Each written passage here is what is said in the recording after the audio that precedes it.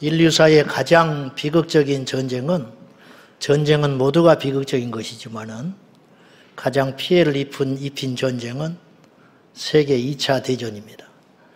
1939년에 발발한 이 전쟁은 6년간 계속됐는데 공식 통계만 약 전쟁에 1억 명이 참여를 했고 그 중에 7,500만 명이 죽는 비극적 전쟁이었습니다. 그 외에 경제적 손실, 사회적 인프라의 파괴, 금융시장의 붕괴, 출산율 감소 등등은 계산이 안 될 정도였습니다. 우리가 아는 대로 그 2차 대전의 정점에 서 있던 나라가 독일입니다. 그리고 독일에는 한 사람의 미치광이가 있었는데 히틀러였습니다. 히틀러가 광분을 하자 그를 따르는 추종자, 광신자들처럼 나치 정권을 만들었고 세계 정복에 이빨을 드러냈죠. 그런데 한참 전쟁이 진행될 때에 영국의 작가가 독일에 살고 있었어요. 그는 의회에 이런 책을 남기고 죽었는데 내가 만난 독일 대부분의 사람들은 친절하고 따뜻했다. 그들은 평범한 아버지였고 불의한 일에 분노할 줄 알았고 그리고 작은 것에 감사할 줄 아는 지극히 평범한 사람들이었다. 근데 왜 독일은 그 지경이 됐는가? 문제는 이것이에요. 당시 독일 인구가 7천만이었는데 나치 정권에 적극적으로 동조하는 사람들은 100만 명밖에 안 됐어요. 문제는 이것이에요. 6,900만 명의 비겁한 침묵, 악에 대한 암묵적 동의, 이것이 세계의 큰 비극을 일으키는 하나의 계기도 됐다는 거예요. 그래서 아는 대로 마르틴 루터 킹 목사님은 생전에 이런 유명한 말을 했어요. 역사는 이렇게 기록할 것이다. 시대적 대전환기에 이 세상의 비극은 악한 자들의 거친 아우성이 아니고 선한 자들의 소름 끼치는 침묵이다. 이렇게 뼈 때리는 소리를 한 거죠. 맞습니다.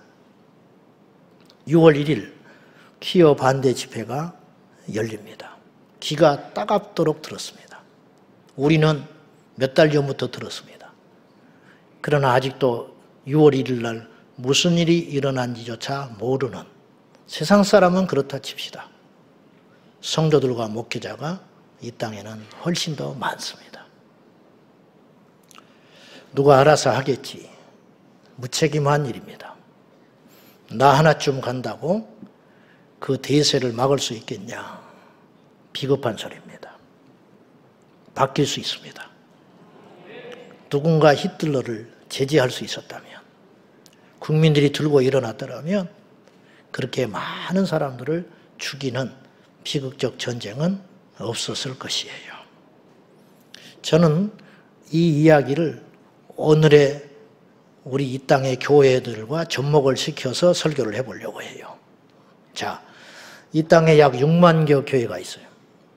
그럼 묻겠습니다. 연일 터지는 우리의 눈살을 찌푸리고 부끄럽게 만드는 목회자들의 탈선, 재정사고, 불륜 등등. 이 땅의 목회자들이 다 그런가요? 안 그렇죠. 이 땅의 성도들이 다 문제가 있나요? 그렇지 않습니다. 이 땅의 모든 젊은이들이 다 그렇게 예의가 없고 꿈이 없고 생각이 없을까요? 그렇지 않아요. 사실은. 이 땅의 사람들이 동성애를 다 지지하고 있습니까? 그렇지 않아요. 포괄적 차별금지법을 사람들이 다 동조하고 있는 것일까요? 그렇지 않아요. 문제는 악의 득세가 아니고 선의 침묵이라는 거예요. 비정상적인 사람들, 그리고 죄와 악이 득세하는 문제는 어제 오늘의 문제가 아니에요. 인류사가 시작되면서부터 세상은 악이 있었어요. 지금만 이렇게 악하고 힘든 게 아니에요. 옛날에도 여전히 있었어요. 문제는 뭐냐? 어디에서 이 세상은 승패가 가르냐면은 악이 얼마나 거세냐가 아니고 얼마나 선이 악을 이길 수 있는가. 이것에 따라서 승패가 달라진다는 거예요. 예수님은 제자들에게 너희는 세상의 빛이라 소금이라 그렇게 말씀하셨어요. 그러면 이 세상은, 그 말의 전제는 이거예요. 이 세상에는 빛이 없다. 이 세상에는 어차피 소금이 없다. 그러니 너희들이 나가서 빛이 되어야 된다. 빛이 있으면 뭐하러 빛이 되라고 했겠어요. 소금 역할을 하는 존재들이 있어서 세상의 악과 부패를 막아내고 있다면 예수님이 뭐하러 제자들에게 소금이 되라 했겠습니까? 이 세상에는 빛이 없고 소금이 없다라는 거예요. 문제는 이 세상이 지금 어두운 게 문제가 아니고 썩어 문드러져 부패됐다는 게 문제가 아니라 이 세상을 밝힐 빛이 사라지고 있고 이 세상의 부패를 막아줄 소금이 염도가 떨어지고 있다는 게 문제라는 거예요. 그런 의미에서 교회는 이 세상에 어떤 역할을 해야 되는가? 6만여 교회가 다 타락한 건 아니죠. 6만여 교회가 다 제대로 서 있는 것도 아니겠죠. 중요한 건 이게요. 몇 교회가 제대로 있냐 어쩌냐 교인이 줄으냐 그것이 문제가 아니고 우리부터라도 정신을 차리고 이 땅에 빛이 되고 소금이 되어서 우리가 할 일을 해내면 하나님은 이 세상을 정말로 살기 좋고 아름다운 주님의 나라를 만들어갈 수 있을 것이라는 거예요. 선의 부재가 문제라는 거예요. 평범한 사람들의 침묵이 문제라는 거예요. 저희는 지금 교회에 대한 설교를 오늘까지 하고 있습니다. 지지난주에 그리스도만 계신 교회라는 주제를 가지고 성경에서 보니까 가장 원형적 교회, 바람직했던 교회는 초대교회다. 이건 누구든지 이의를 달지 못하는데 초대교회와 오늘 현대교회는 차이가 꽤 되더라는 거예요. 차이가 많이 나요. 그러면 우리는 이 주변을 보고 오늘 내가 뭐를 해야 되나 그런 고민을 할 것이 아니라 성경 속에 존재했던 그 초대교회의 모습을 모델로 삼아가지고 우리에게 없는 것은 무엇인가? 잘못된 것은 무엇인가? 그걸 고쳐가는 개혁이야말로 진정한 이 시대를 살아가는 우리 성도들의 몫이라는 거예요. 그래서 그리스도만 계신 교회가 초대교회였다. 그래서 초대교회는 알다시피 조직도 허술했고 건물도 없었고 권력의 비호도 받지 못했고 교세도 약했어요. 그러니까 아슬아슬했어요. 우리가 그 시대에 살지는 않았지만 성경을 봐도 수많은 위험, 그 살얼음판을 걷는 것 같아요. 그냥 툭 건드리면 무너질 것 같아요. 초대교회가. 너무너무 약하다는 거죠.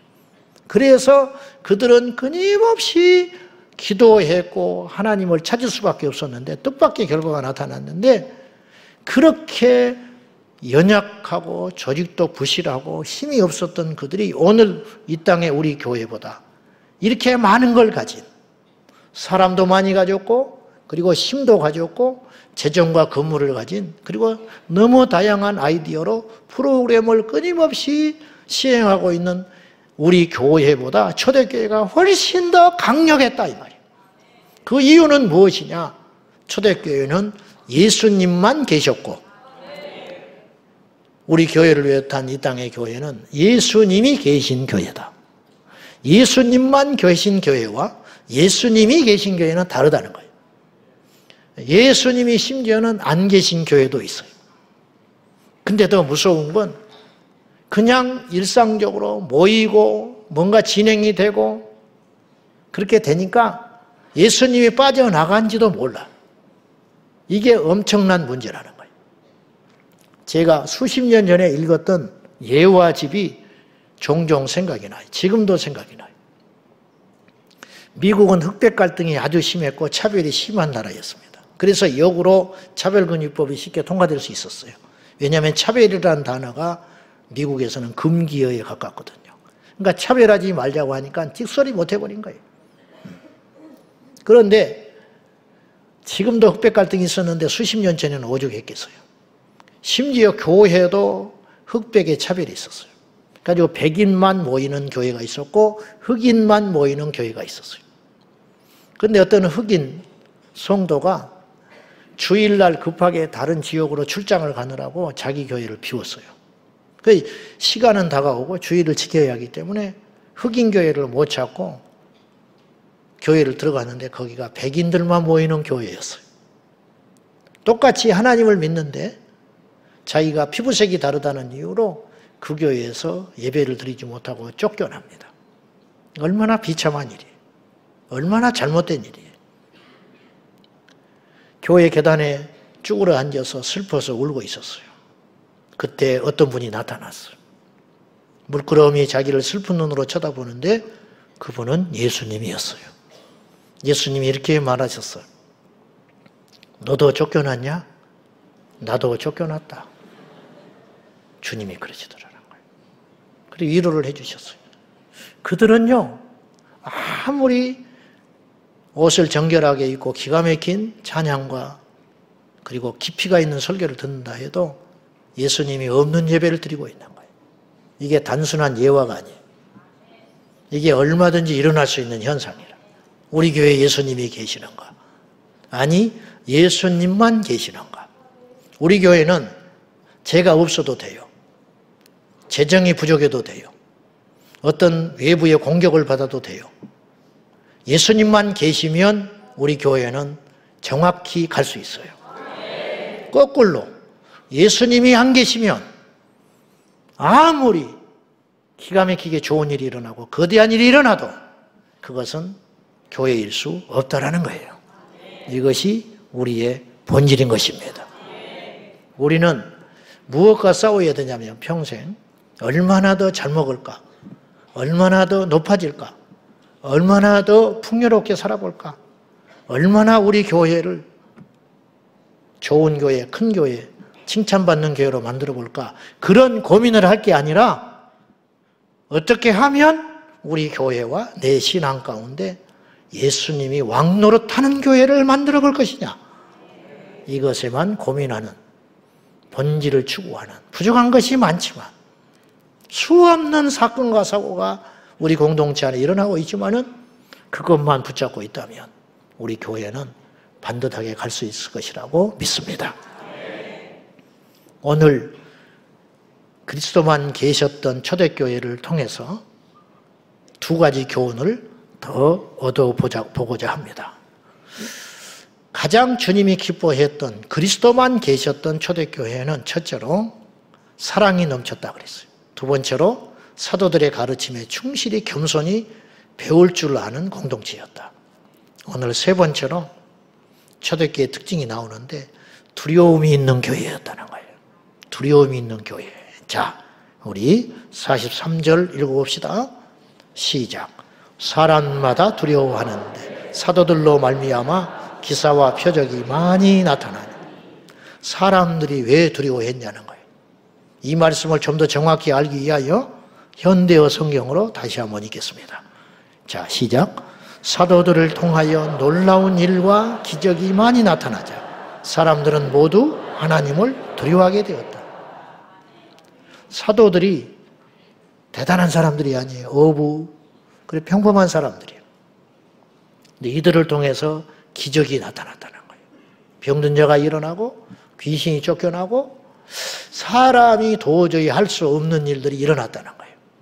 그걸 목격하고 경험한 초대교회 구성원들은 뜻밖의 여기서 중요한 대목이 있는데 여기 생략되어 있다는 걸 알 수 있어요. 그러니까 43절 우리가 가진 성경에는 누구를 두려워했냐는 거예요. 사람을 두려워한 게 아니에요. 사람들이 누구를 두려워했다는 거예요. 성도들이 사도들을 두려워한 게 아니고 현대어 성경이 제대로 번역을 했는데 하나님을 두려워했다. 왜냐? 누가 봐도 그건 사람이 하는 일이 아니에요. 그 뒤에 배우가 있는 거예요. 그 뒤에 역사하는 진짜 어떤 존재가 계시다. 그 하나님을 두려워했다.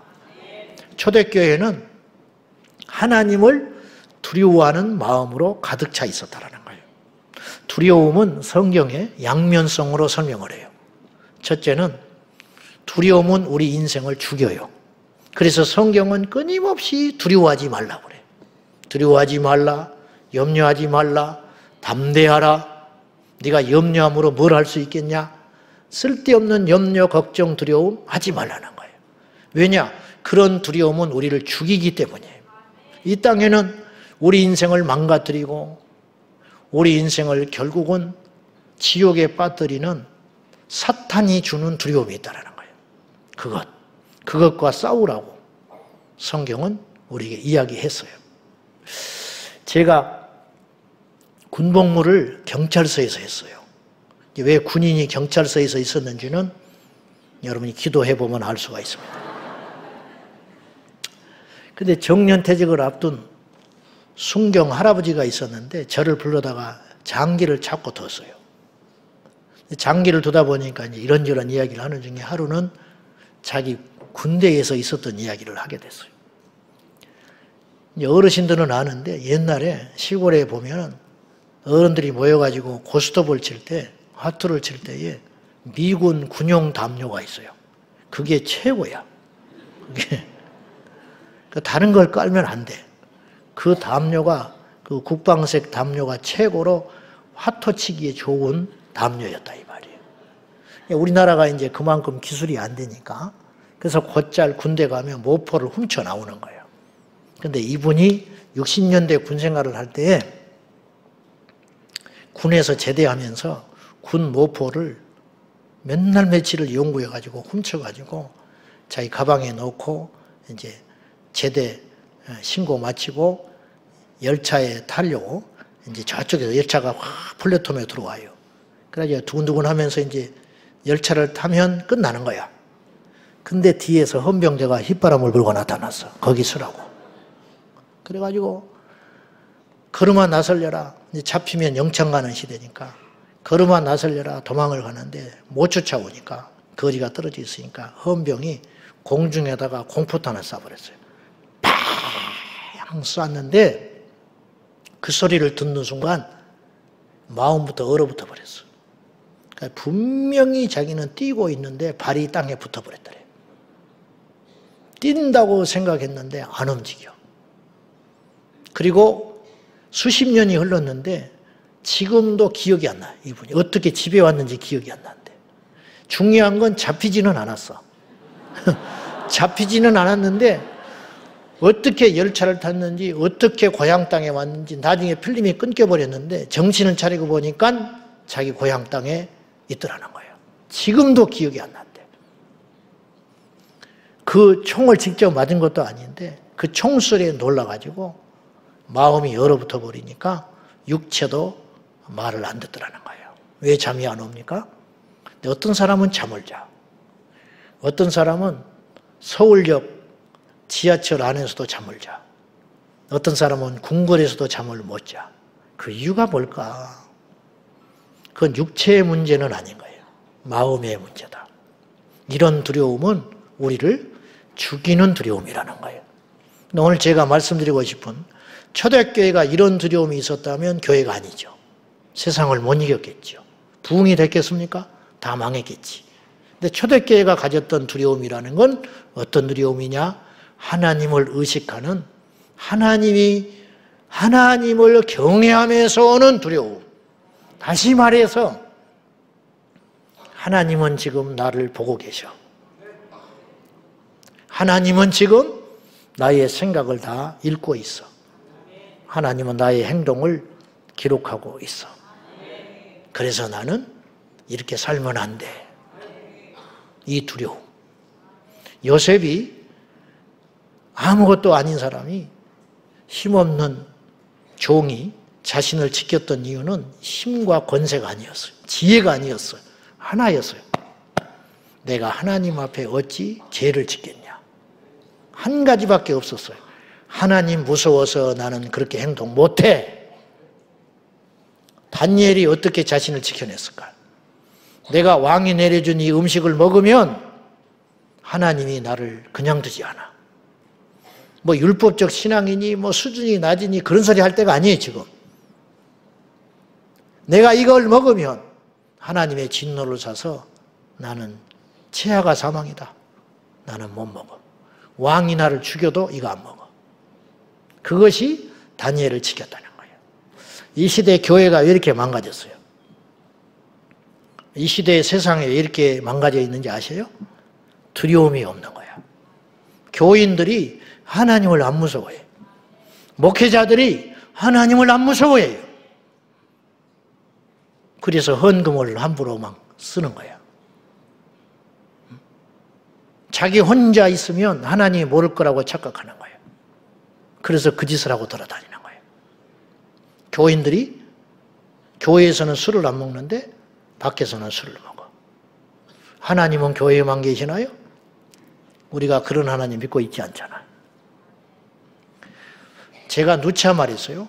지옥을 믿어야 지옥과 멀어진다. 그 말은 이런 뜻이에요. 거꾸로. 지옥을 두려워하는 사람이 지옥을 안 가게 되는 거예요. 지옥이 두려우니까 지옥 갈 짓을 안 하는 거지요. 천국을 믿어야 천국 갈 확률이 높아지는 거예요? 그렇지 않습니까? 맞는 말이잖아. 여러분, 하나님만 제대로 의식하고 살아도 우리의 삶은 변할 수밖에 없어요. 지옥만 믿어도 우리 삶은 180도로 달라질 수 있어요. 근데 그것이 그렇게 어려운가 봐요. 여러분, 세상에서 주는 두려움은 우리를 죽이지만 하나님을 경외하고 두려워하는 것은 우리를 살리게 될 줄로 믿습니다. 잠언서 19장 23절 말씀 읽어봅시다. 시작. 여호와를 사람으로 생명에 이르게 하는 것이라. 경외하는 자는 족하게 지내고 재앙을 당하지 아니하는. 하나님을 경외하는 자는 생명에 이른다.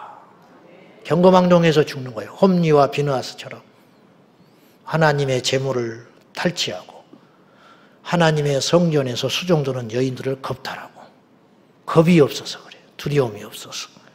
여호와를 경외하는 자는 재앙을 당하지 않는다. 할렐루야. 어른이 있는 집에는 어른을 두려워해야 돼요. 그래야 아이들이 안전해요. 그 집에 그래야 탈이 없어. 예수님이 계신 교회는 예수님을 두려워해야 그 성도가 온전한 믿음의 사람이 되는 거예요. 요즘 아이들이 학교 가서 선생님을 안 무서워하잖아요. 그러니까 선생님은 무시받고 말지만 그 아이는 인생이 망치는 거예요. 제가 물어볼게요. 매 맞아서 죽은 애가 많아요? 매 안 맞아서 죽은 애가 많아요? 근데 매 안 맞아서 죽은 애는 통계 안 잡혀. 매 맞아서 죽었다 그러면 온 나라가 시끄럽겠지. 사건이니까. 그러니까 누가 죽은지 딱 알 수 있어요. 근데 매를 안 때려서 죽은 아이는 통계에 잡히질 않아. 얼마가 되는지도 몰라.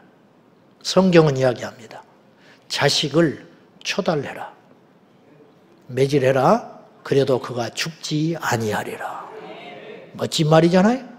기가 막히게 맞는 말이에요. 매는 절대로 때려도 안 죽는다는 거예요. 안 때리면 죽는다는 거예요. 안 때리면. 그러니까 세상이 거꾸로 갔죠. 인권, 자유, 평등. 그것 때문에 아이들을 죽는 거예요. 교회에는 하나님을 두렵게 하는 복음 메시지가 선포돼야 돼요. 그래야 성도들이 안전합니다. 하나님 무시하면 하나님이 기분 나쁜 게 아니고 무시한 그 인생이 망하게 된다는 걸 꼭 기억하고 우리 제자광성교회는 하나님을 두려워하는 거룩한 두려움이 우리 안에 있기를 축복합니다. 마지막으로 초대교회는 두려움과 상극으로 뭐가 있었냐? 기쁨이 있었다는 거예요. 오늘 본문에 집에서 떡을 떼며 기쁨과 순전한 마음으로 음식을 먹었다. 여러분, 초대교회가 우중충했을까요?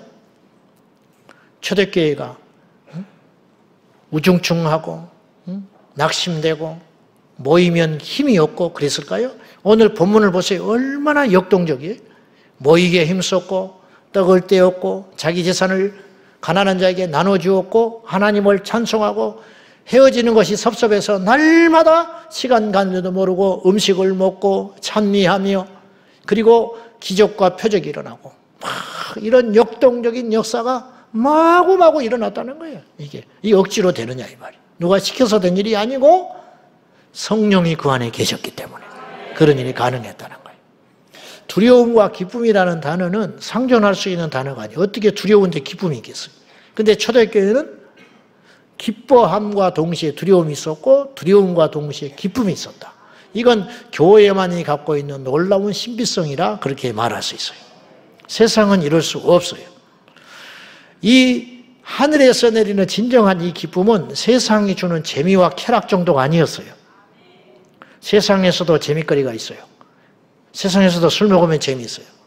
세상에서도 간음을 하면 재미가 있을 수 있어요. 쾌락에 빠져들 수 있어요. 마약을 하면 재미가 있어요.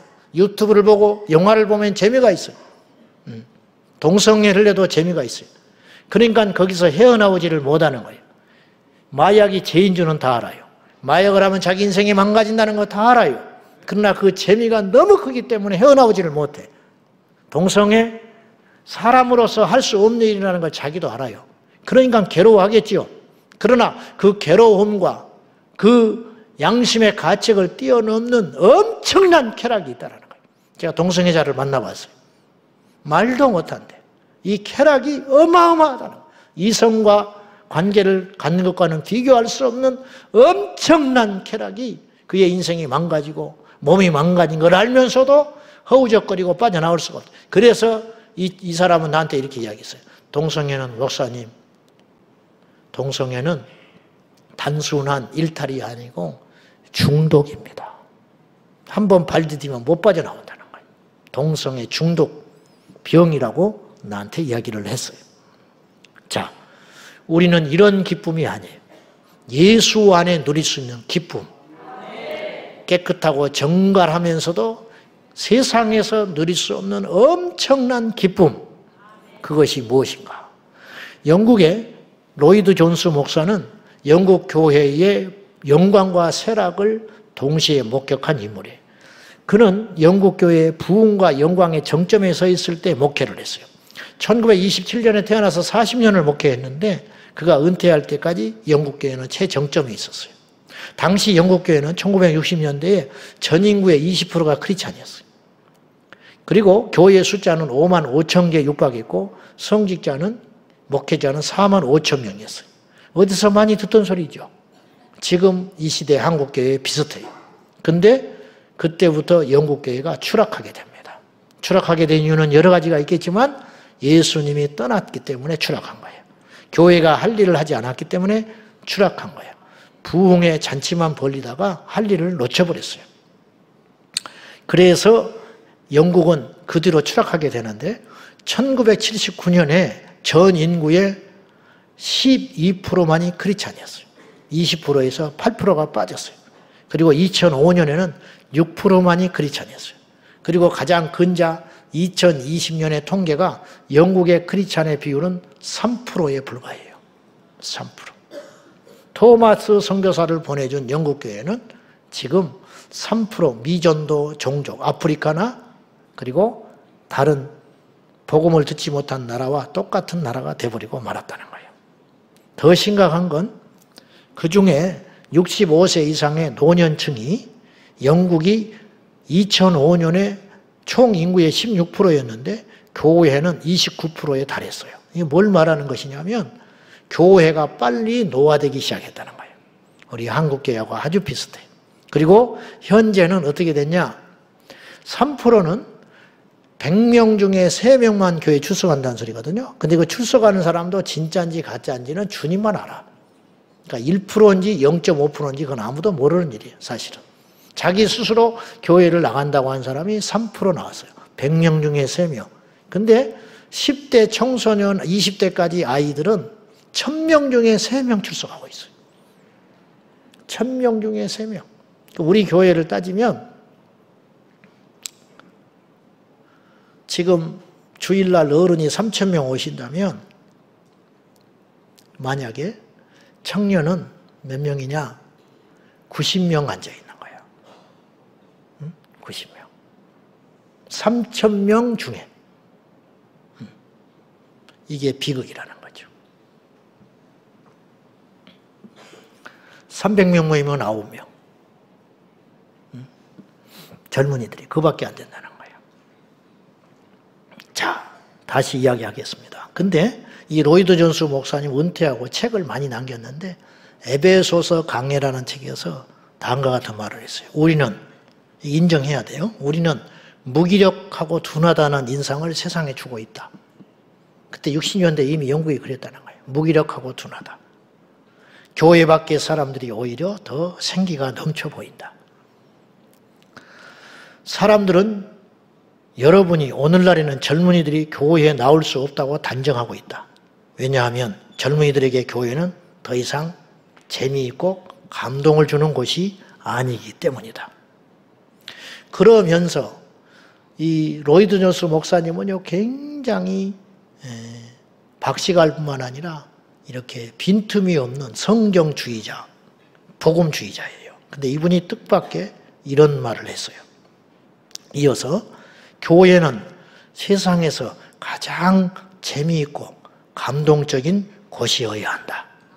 만일 교회가 그렇지 않다면 우리는 다소간에 성령님을 소멸하고 있다는 증거인 것이다.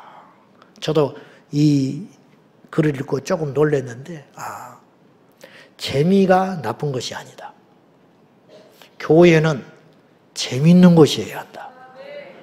교회는 기쁨이 있어야 된다.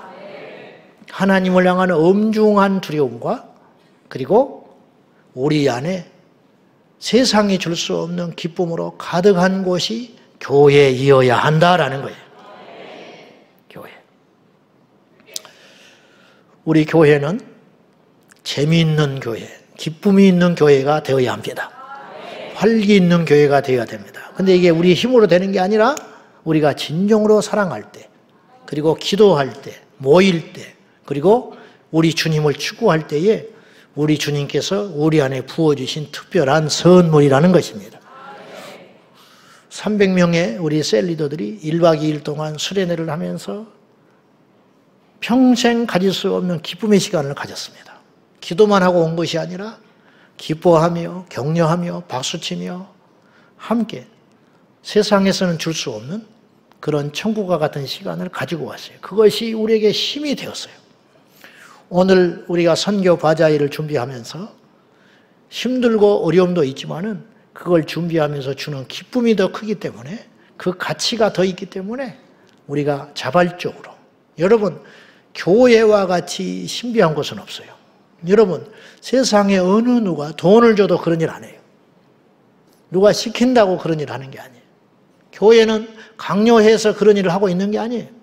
누가 때 앞에 때 가서 부침개를 붙이고, 누가 때 앞에 때 가서 주차 봉사를 하며, 누구보다 다 잘난 세상인데 그러한 자기의 불편함을 감수하며 그렇게 양보하고 견디면서 그런 일들을 수행하게 하겠어요. 그 이유가 있어요. 그것은 우리에게 천국이 있기 때문에, 우리는 이 세상이 전부가 아닌 사람들이기 때문에 그런 것이에요. 이 땅이 전부라면 우리 모두가 그렇게 살 이유가 없어요. 그러나 우리에게는 진정한 아버지와 고향이 기다리고 있기 때문에 이 땅에서의 수고가 수고가 아니고, 이 땅에서의 조롱이 조롱이 아니고, 이 땅에서의 고난이 결코 아니었기 때문에 우리가 그렇게 살아갈 수 있는 것이고, 그렇게 함으로 그 속에서 엄청난 에너지가 생기는데 그 에너지가 기쁨이라는 거예요. 여러분, 하나님을 경외하는 것은 우리를 안전하게 지키는 능력이 되고, 우리가 기뻐하는 것은 우리에게 엄청난 에너지가 되는 것입니다. 이 에너지와 힘을 가지고 우리는 세상에 나가 빛이 되고 소금의 역할을 감당하라고 주님께서 우리에게 그 은혜와 능력을 부어 주시는 것입니다. 초대교회 순교사와 책을 보면은 교회와 인내의 발효라는 책이 있어요. 그 책에 보면 이런 내용이 나와요. 귀족 부인 퍼페투아와 그녀의 여종 펠리시스타는 함께 신앙을 지키기 위하여 원형 경기장에 처형당하기 위해 서 있었다. 한 사람은 귀족 부인, 한 사람은 그의 몸종 여종이었는데 똑같이 그리스도를 믿는 성도였어요. 근데 동일하게 원형 경기장에서 순교하기 위해 서 있었어요. 굶주린 들소가 그녀의 여종을 향하여 달려왔는데 그때 귀족 부인 퍼페투아는 그 여종의 손을 붙잡고 나란히 섰다. 멋지잖아요. 아마 이런 생각이 있었을 거야. 이 땅에서는 내가 너의 주인이었을지 모르나 이제 잠깐 지나면 우린 천국 가면 너와 나는 자매로 만날 거야. 그리고 그가 먼저 손을 잡고 들려오는 달서에 들이받쳤고 그 뒤에 이 정도 들이받쳐서 하나님께로 갔다는 거예요. 이것이 교회예요. 교회는 귀족도 천민도 없고 가진 자도 못 가진 자도 없는 거예요. 그 속에서 기쁨이 있는 거예요. 진정한 평등은 교회에 있는 거예요. 진정한 자유는 진리 안에 있는 거예요. 진정한 기쁨은 세상에 있지 않아요. 세상의 기쁨은 반드시 우리에게 치명적인 대가를 요구해요. 그렇지 않습니까? 그러나 예수 안에서 누리는 기쁨은 우리를 더 힘있게 하고 우리의 인생을 하나님께서 인도하시는 능력이 되는 것입니다. 말씀 맺겠습니다. 여호와를 기뻐하라. 그것이 너희의 힘이니라. 하나님을 기뻐하면 힘이 생겨요. 그 힘을 어디에 쓸 것이냐? 나를 위해 쓰지 말고 이 세상을 위해 쓰라. 악을 이기는 데 쓰라. 그리고 사탄을 이기는 데 쓰라.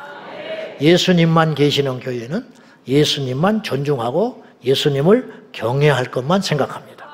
그리고 우리의 진정한 기쁨과 소망은 천국에 있기에 이 땅에서의 가난과 실패와 고통의 종이 되지 아니하며 진정한 사랑과 교제로 참 기쁜 공동체, 행복 공동체를 이루어 우리 제자광성교회가 주님이 기뻐하는 그리스도만 계시는 교회가 되기를 축원합니다. 기도하십시다.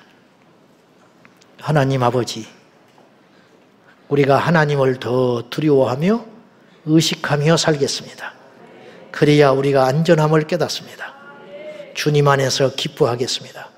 때로는 세상의 질고가 우리의 고난을 가져오고 우리의 발목을 잡는다 할지라도 기뻐하며 여호와께 나아가겠습니다.